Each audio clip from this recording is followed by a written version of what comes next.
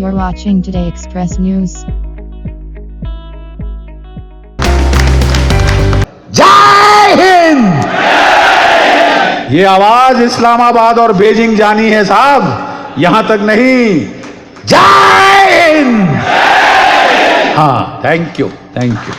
और सूबेदार मेजर यादव साहब, हम आप सबका हाथ जोड़कर धन्यवाद, आभार प्रकट करना चाहते हैं कि आप अपनी सेना का मनोबल ऊंचा करने के लिए आज यहाँ एकत्रित हुए हैं।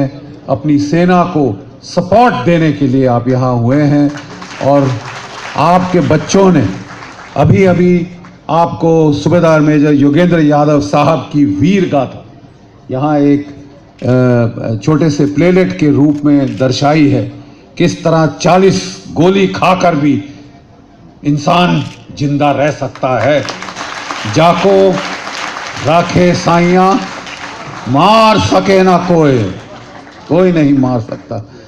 मैं 1971 में, मैं जैसे बताता हूँ, हम लोग जो है भारतीय सैन्य अकादमी में अपनी ट्रेनिंग के आखिरी चरण में थे।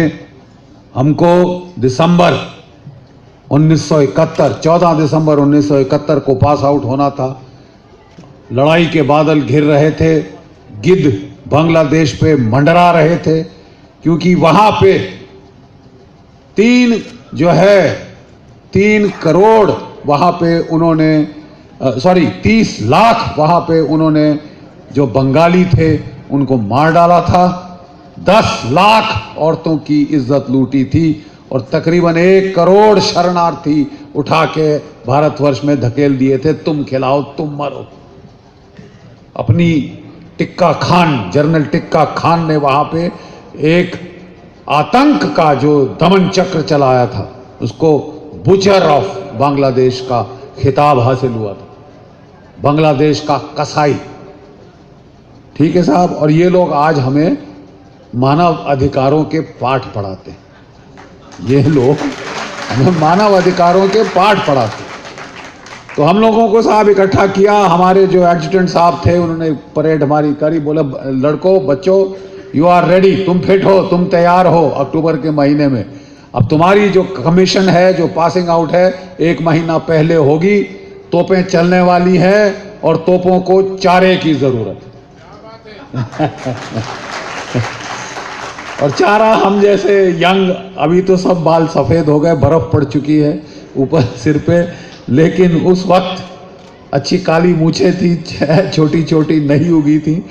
और हम लोग बड़े खुश हुए कि 1 महीना पहले कमीशन हो जाएगी, 1 महीने की सीनियरिटी और मिल जाएगी। फौज में बड़ा फर्क पड़ता है हर दिन की सीनियरिटी का।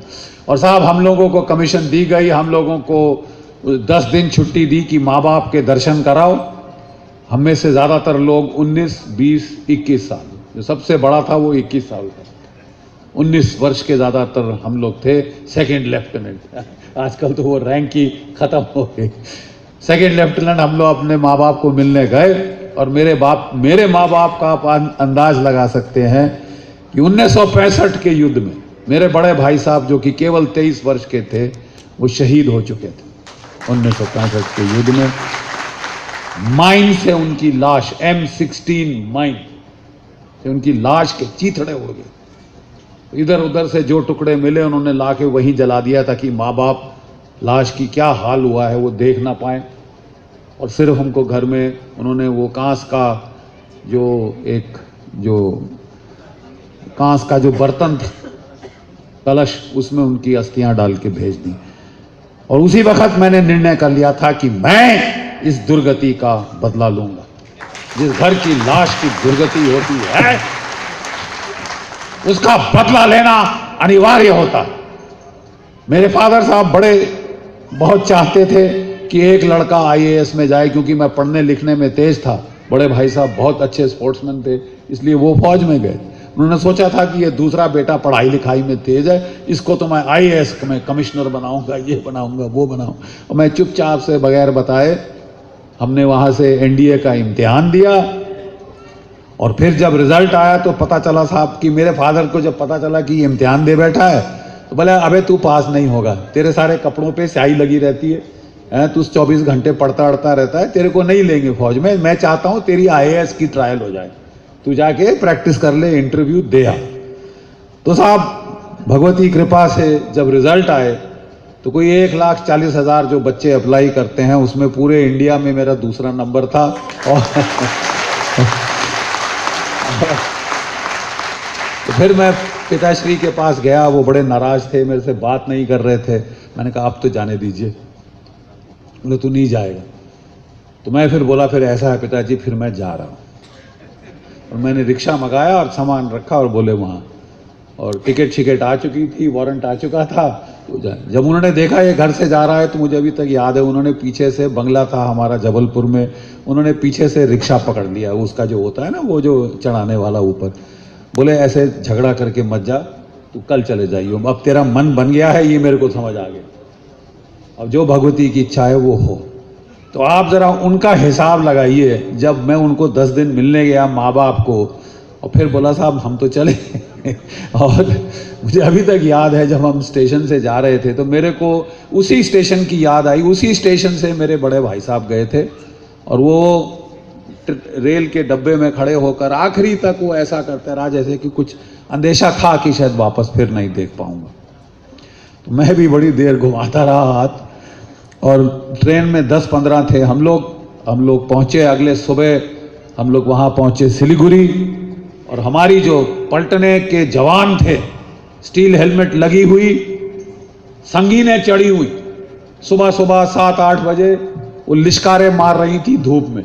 तो हम लोग उतरे और हमें बोला कि हमने एक दूसरे को गले मिले, कोई हम 15 थे हमारे बैच के उस ट्रेन में, असम मेल, और एक दूसरे को गले मिले। पता नहीं था कि फिर मिल पाएंगे कि नहीं, हाथ मिला रहे थे। तो हमारे जवान आए, साहब जल्दी करो क्या करें तो बोले ये ट्रंक शंक कहाँ रखना। बोले साहब वो ट्रंक शंक फिक्र ना करो, आ जाएगा, पलटन बांग्लादेश में है, ये पकड़ो अपनी स्टील हेलमेट, ये पकड़ो साहब स्टैंड, इस पे साहब जरा बेनट चढ़ा लो खुद। तो बेनट चढ़ाया और बोले हम लोग को अपने अपने वो 1 टन ट्रक आए हुए थे, गाड़ियां आई हुई थी, हम लोग लदे सारे के सारे और चल दिए। एक दूसरे को बाय बाय किया। हमारी सर्विस की पहली रात मेरे कितने सारे साथी शहीद हुए, कितनों की टांगें गई। और देखिए बड़ी अजीब बात है, जो दौड़ने में सबसे अच्छा क्रॉस कंट्री रनर था हमारे कोर्स का, हमारे बैच का, उसकी टांग उड़ गई। जो बॉक्सिंग में सबसे तगड़ा था उसके हाथ गए। लेकिन आज भी वो लोग, जब आप उनको चलते देखेंगे प्लास्टिक की टांग लेकर, वो किसी का सहारा नहीं लेता। अगर उसको सीढ़ी चढ़नी पड़े, आप सहारा देने की कोशिश करेंगे, वो फौजी ऐसे हाथ उठा देगा, I don't need your help, ना मुझे तुम्हारी पिटी की जरूरत, मैं सिपाही हूं, I will take care of myself. ठीक है साहब, ये शान बान आन। एक मेरा जो साथी था, मैं खास उसकी बात करना चाहता हूं, 2nd lieutenant Mahendra Pal Singh Chaudhary, Bihar regiment. वो बेचारा बड़ा अच्छा था, उसको काफ़ी प्रमोशन मिली वहाँ अपने जो है ट्रेनिंग के दौरान, और वो एकेडमी कैडेट एडजुटेंट ACA जिसको बोलते हैं वो बन गया। तो जब वो पलटन में पहुंचा, बोले अबे तूने क्या किया फौज में, अच्छे यंगस्टर को अच्छी रगड़ा लगता है। बोले तूने क्या किया, तूने IMA के अंदर कोई गुल खिलाया, कोई काम करके? बोला सर मैं ACA था। ओ ACA था, इसको जरा पहनाव लूंगी, इसको भेजो अंदर बांग्लादेश में, देखें क्या इसमें क्या काबिलियत है, कितना क्या मारा है इसके अंदर है। ऐसे बोले ऐसे नहीं ACA मानेंगे, कुछ करके दिखा। तो दो उसके साथ जवान लगाए, ये पेट्रोल ड्रेस डाली मुक्ति वाहिनी की, और ये लोग बांग्लादेश के अंदर पहली रात पेट्रोल पता करके आया कहाँ पे दुश्मन की मशीन गन लगी है, क्या है ये वो। ये लोग एम्बुश हो गए। मैं आपको कुछ जीती जागती कहानियां सुना रहा हूं जो मेरी आंखों देखी। ये लोग एम्बुश हो गए, ये पकड़े गए 3 के 3, और 29 बलूच रेजिमेंट थी, पाकिस्तान की एक बदमाश पलटन, और उन्होंने उसे टॉर्चर करके मारा। उनकी सारी बदन की हड्डियां तीनों की तोड़ दी गई थी, एक हड्डी सलामत नहीं थी, राइट। और सारे बदन पे सिगरेट के जलाने के निशान, ताकि वो चीखे मार मार के मरे। आंखों बेनट से, संगीन से सबकी आंखें निकाल दी। इसकी एक आंख तो बिल्कुल ही फोड़ दी थी, और दूसरी आंख जो ऑप्टिक नर्व होती है ना, उससे लटक रही थी गाल पे। आप नज़ारा समझ सकते हैं, ये फौजी की जिंदगी है। ठीक है, मैं जरा असलियत आपको बता दूं। और साहब उसकी फिर उन्होंने लाशों की फोटो खींची और कुदरतन वहां टाइम मैगजीन, अमेरिकन मैगजीन जो है, उसका कॉरेस्पॉन्डेंट आया हुआ था। और वो साहब उसको बोले, ये देखो साहब, ये हिंदुस्तानी देखो, ये बांग्लादेशी के भेष बना के यहाँ आ रहे, ये कर रहे, वो कर रहे। और उन्होंने खूब सारी फोटो खींची और वो फोटो उसने जो इतनी दुर्गति लाश की थी, वो टाइम मैगजीन के कवर पे छपी। नवंबर आखिरी हफ्ते की, आप अभी भी टाइम मैगजीन निकालें तो आपको कवर पे वो 3 लाशें बुरी तरह से हड्डियां टूटी हुई, टॉर्चर करके मारे गए। एक तो मरना होता है साहब, दूसरा किसी को यातना दे दे के मारना, ऐसे ये पड़। और जब उसकी बेचारे की उन्होंने अंत्येष्टि क्रिया की, हमारे को बहुत सारों को पहली तनख्वाह मिलने के पहले पेंशन लग गई। आप समझ रहे हैं मैं क्या कह रहा हूं? पहली तनख्वाह नहीं मिली साहब, पेंशन लग गई आपकी। और जब वो मां के पास गए, उसका पिता मर चुके थे काफी पहले, वो विधवा पाल रही थी, एक बेटा एक बेटी, और बड़ी उम्मीदें पाल के बैठी थी कि मेरा बेटा अफसर बन गया, अब तो हमारे घर की हालात बदल जाएगी, अब तो हमारी बेटी की शादी बड़ी शान और शौकत से हो। तो वो छोटा सा कलश जो हमने भी देखा है, वो ले आए साहब, दे दिया उनको हाथ में। और माँ ने पूछा, बेटा कैसे मरा? तो क्या बोलता वो जवान कि माता जी बड़े बहादुरी से गया, लड़ते हुए गया। तो वो चुप हो गई, कुछ नहीं बोला। एक हफ्ते बाद वो स्कूल में पढ़ाती थी देहरादून में, उस स्कूल की लाइब्रेरी में गई और दैवयोग की बात है साहब, वहां लगी थी टाइम मैगजीन, जहां मैगजीन का रैक होता है ना साहब, टाइम मैगजीन। मां ने अपने बेटे की दुर्गति वाली लाश देखी। जैसी भी लाश की हालत हो, आंखें बाहर निकाली हो, बदन के टुकड़े टुकड़े वहां नोच मारा हो, मां बेटे को पहचान लेती। वो जोर से चीख मारी उसने और वो वहीं बेहोश हो गई। उस स्कूल में उसके बाद पढ़ा नहीं सकी। जो लड़की, जो उसकी बहन थी, हमारा ही एक बैचमेट, फौजी ही फौजी को देखता है साहब। बाकी बातें बहुत होती हैं, माफ कीजिए, असली में हमें झेलना पड़ता है। पूछिए योगिंदर साहब से और मेरे से। उसने जाके उस लड़की से शादी कर ली ताकि उनको कोई खर्चा अर्चा ना आना पड़े। तो ये है फौजियों की जिंदगानी। और हम लोग 19-20 साल के सेकंड लेफ्टिनेंट उस वक्त। लेकिन ये सारा कुछ झेलने के बाद मैं आज बड़े फख्र से कह सकता हूं कि हमारी वो पीढ़ी थी, जिसने पाकिस्तान के 2 टुकड़े किए 13 दिन में। 13 दिन में हमने 2 टुकड़े किए पाकिस्तान के। ढाका पहुंची हमारी फौजें 550 किलोमीटर का फासला कवर करके, 3 तरफ से हमारे 3 कोर चढ़ गए ढाका के ऊपर। और ढाका में बैठा था पाकिस्तान का general, lieutenant general Amir Akbar Abdullah Khan Niazi, हिलाले जुर्रत, सितारा पाकिस्तान, जिसने धमकी दी थी कि मैं 1000 साल हिंदुस्तान की फौज को बांग्लादेश, पाकिस्तान उस वक्त के बॉर्डर से, अरे साहब, हिलने नहीं दूंगा, चलने नहीं दूंगा। वो फपक फपक के छोटे बच्चे जैसे हमने रोते देखा है, फपक फपक के रो रहा था। और ढाका मैदान में रेस कोर्स में परेड की गई और 93,000 पाकिस्तानी हमने ढोर डंगर की तरह रेलगाड़ी, मालगाड़ियों में बंद कर करके, ताला लगा के वो भेजे जैसे ढोर डंगर जाते। ये हाल था उस पाकिस्तान का। यहां जो युवा पीढ़ी है, मेरा आपको आह्वान है, मुझे बहुत खुशी हुई आज कि आप कम से कम उनको वीर गाथाएं सुना रहे हैं, दिखा रहे हैं, उनको करने को बोल रहे हैं, ताकि ये जो वीर रस है वो उनके अंदर आए। इस देश में हमारे बॉलीवुड ने, आपके हॉलीवुड ने, आपके टीवी ने, आपके रेडियो में सिवाय श्रृंगार रस के और कुछ नहीं दिया। और श्रृंगार रस आपको इतना है कि आपकी ज्यादा जितनी आबादी हो गई है, अभी आप चीन के भी आगे जाने वाले। ठीक है साहब, श्रृंगार रस को थोड़ा आप जरा साइड में करिए और जरा आ जाइए वीर रस पे, क्योंकि आपको इसकी जरूरत है। जिस देश पे 10वीं सदी से लेकर 20वीं सदी तक, 10 सदी तक दुश्मन ने राज किया, आताताइयों ने राज किया, काट मारे। वो कहते हैं साहब 10 करोड़ से ज्यादा हिंदू काट दिए गए थे उस वक्त। मोहम्मद गोरी, मोहम्मद गजनी, नादिर शाह, एक के बाद एक, मुगल, तुर्क, मंगोल, जो चाहे आए कि तुम्हारे शहर गांव जला दे, आपकी बेटियों को बाल से पकड़ के जाके वेश्या घरों में बेचे। सोने की चिड़िया, कहां गया तुम्हारा सोना? वो सारा मध्य पूर्व एशिया में पड़ा है साहब। वहां के महल देखो, वहां लगा हुआ है आपका सोना। अब सोना कमाने में तो बहुत तेज हो, क्योंकि यह धरती सोना उगलती, लेकिन आप उसकी रक्षा नहीं कर सकते। और वो कहते हैं those who don't learn from history are condemned to repeat it।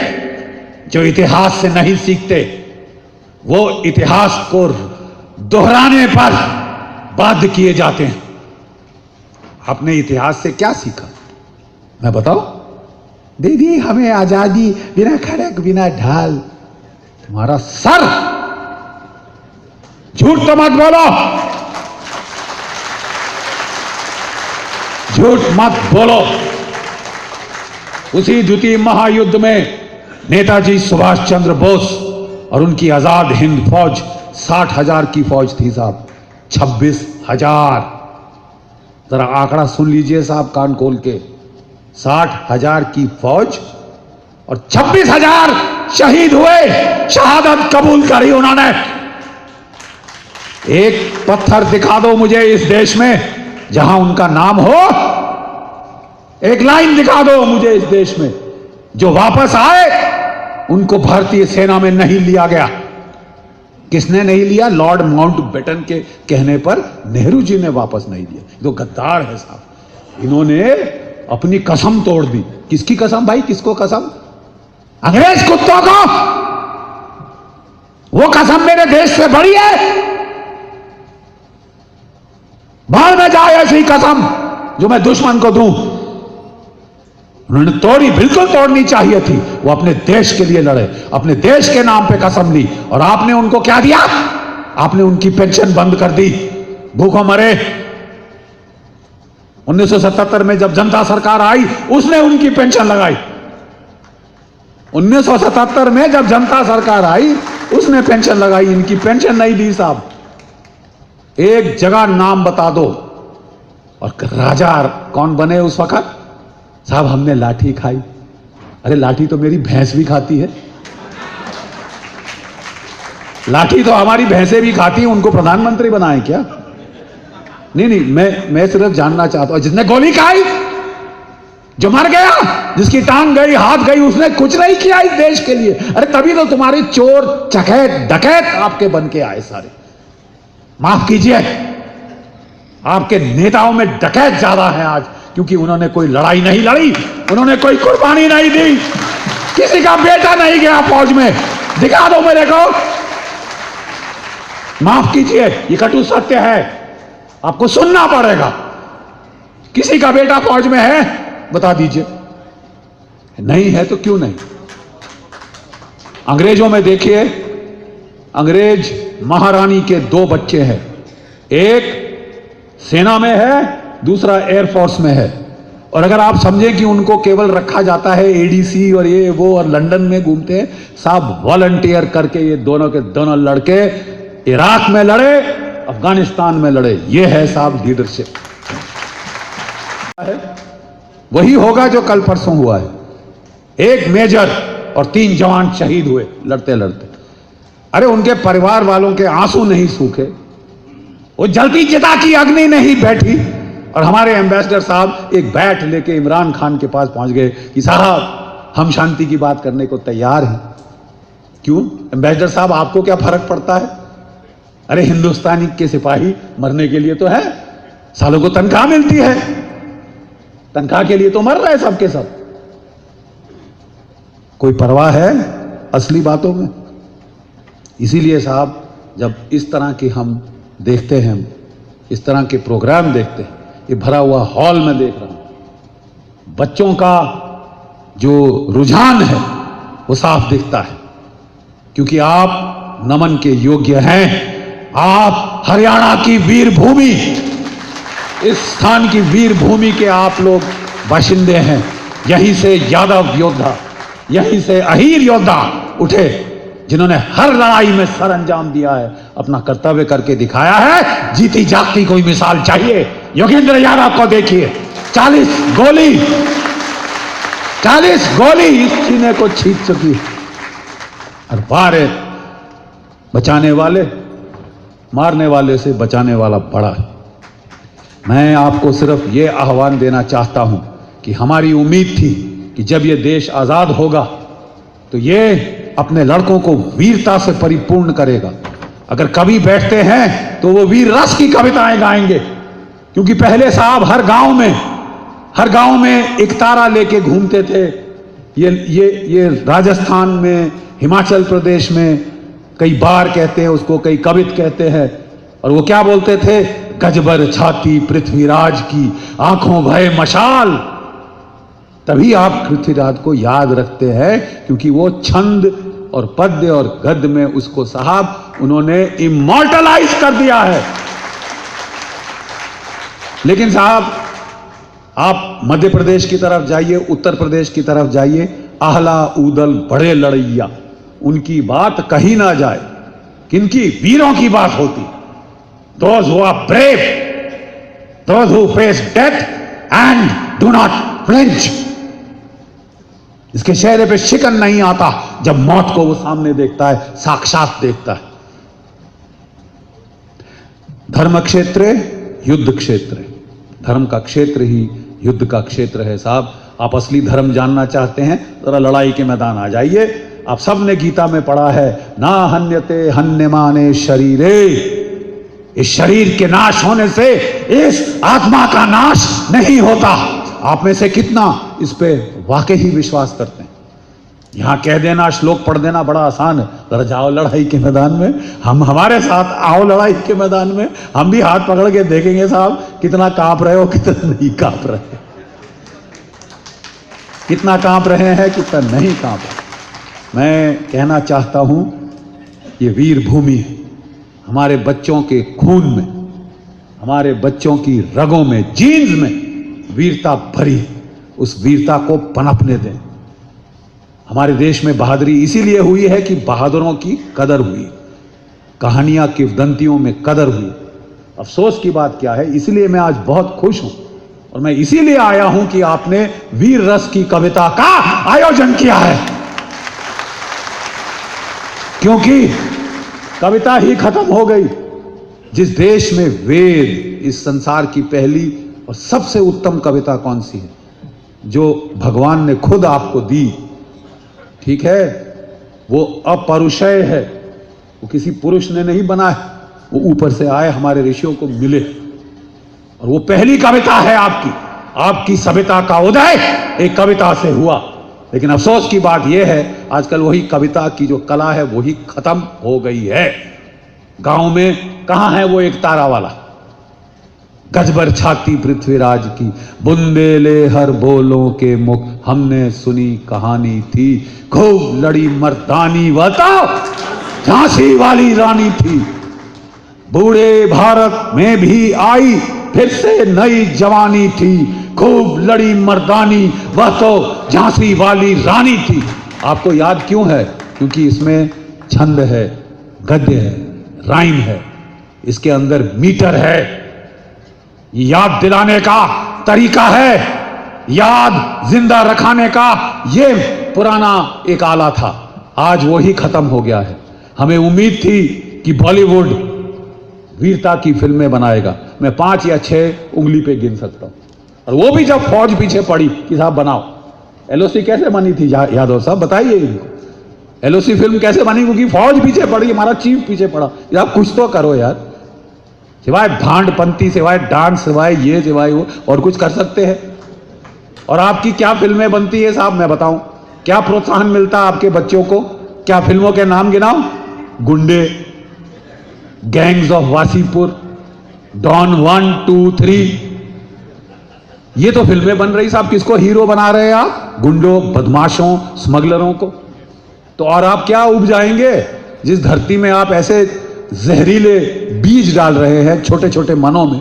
तो आप क्या खपत लेंगे साहब? क्या फसल आपको मिलेगी? इस वीर रस को जगाइए। अगर सबसे बड़ी जरूरत है साधना की, तो मैं बताऊं कौन सी साधना? शमशान साधना। और कहां की जाती है वो? जब लाश जल रही होती है, वो आदमी बैठ के वहां ध्यान करता है, मैं कौन हूं? क्या मैं ये शरीर हूं जो जल रहा है? नैनम छंदंती शस्त्राणी, उसको शस्त्र काट नहीं सकते, उसको आग जला नहीं सकती, उसे हवा उड़ा के नहीं ले जा सकती। ये गीता के वचन। और इनको सार्थक आप लड़ाई के मैदान में ही कर सकते हैं। मैं बहुत बहुत आभारी हूं आपका और इस संघ का, जिन्होंने ये वीरता की मर्यादा को आज जिंदा रखा है, फिर से जिला रहे हैं। और वीर रस की कविताएं होनी चाहिए और हमारे लड़कों में शौर्य जाना चाहिए। 13,000 अफसरों की कमी है आजकल हमारी सशस्त्र सेनाओं में। 13,000, जबकि नौकरी, अगर पीएन की नौकरी एडवर्टाइज होती है, पीएचडी वाले बेचारे वहां पहुंच जाते कि साहब मुझे पीएन बना लो, मुझे स्वीपर बना लो। नौकरी नहीं है, लेकिन फौज में 13,000 अफसरों की कमी है। मैं माओं से कहता हूं कि 18 साल के बाद लड़के से लाड नहीं करो। बोले निकल जा, खुद करके आ कुछ। मेरी गोदी में तू तभी था जब तू छोटा था। अब तू जाके देश को बचा, क्योंकि जापान के लोग नहीं आएंगे, वियतनाम के लोग नहीं आएंगे, अमेरिका के लोग नहीं आएंगे आपको बचाने। आपको अपना बचाव खुद करना होगा, अपने देश की रक्षा करनी होगी। और जो देश 8-10 सदियां गुलाम रहा है, अगर वो ये नहीं सीखा कि साहब अपनी रक्षा अपने हाथों से करनी है, अपने पुरुषार्थ से करनी है, बातों से नहीं होता साहब। ये कर दूंगा, मैं वो कर दूंगा। हम फौज में बोलते हैं, अबे जरा इसको दो यार बंदूक, जाओ जरा देखें क्या करा। वो पहाड़ी टाइगर हिल बेटा लेके दिखा दे, चल। हमारी फौज में बातें नहीं चलती साहब, करके दिखा, कथनी ज्यादा होती। तो प्लीज मैं आपसे निवेदन करता हूं, अपने बच्चों को प्रोत्साहित करें कि वो जाएं फौज में। ना सिर्फ हमारे लड़के, हमारी शेरनियां भी जाएं। शेरनियां, हम योगा करते देखे बच्चों को, फिट हैं। इससे फिट लड़के बच्चे कहां मिलेंगे? आपकी बेटी हमारी एयरफोर्स में फाइटर पायलट बन सकती है। जगुआर जहाज, Su-30 जहाज, MiG-21 जहाज, ये उड़ा के वो दुश्मन को उड़ा सकती है। वो कितने कितने टन बम डाल के लाहौर में आग लगा सकती है, कराची को जला सकती है, जैसे जलाया था हमने 1971 में। उनमें उनको रानी झांसी की यह कविता सुनाई। अपने आप अब चमत्कार देखेंगे। मैं इतना कहकर अपनी वाणी को विराम दूंगा। मैं सिर्फ एक मेरा निवेदन है आपसे, जब भी मैं एक ऐसा उत्साही समूह देखता हूं, मुझे अपनी पलटन की याद आती है। क्यों योगेंद्र साहब? हम दोनों को अपनी अपनी पलटन, जब हमारा सैनिक सम्मेलन होता है, सारी पलटन 1000 आदमी इकट्ठा बैठता है, ठीक है, और कमांडिंग ऑफिसर बोलता है, और हमले के पहले हम लोग एक बार जोर से दहाड़ कर अपना जंगी नारा दहाड़ते हैं, ताकि पहाड़ से पत्थर गिरने शुरू हो जाएं, दुश्मन थर थर कांपना शुरू हो जाए। और ये दहाड़ रात में इसलिए की जाती है कि हम आ रहे हैं सालों, तैयार हो जाओ, वी आर कमिंग। प्लीज मेरे को अपनी पलटन की याद ताजा करा दीजिए। मेरे साथ मिलकर जरा एक जय घोष करेंगे हमारे देश का। आप तैयार हैं? ओके। देखें इस बुड्ढे में ज्यादा जोश है या आप में? जरा बोलिए मेरे साथ मिलकर, जय हिंद। ये आवाज इस्लामाबाद और बीजिंग जानी है साहब, यहां तक नहीं। जय हिंद। हाँ, थैंक यू, थैंक यू।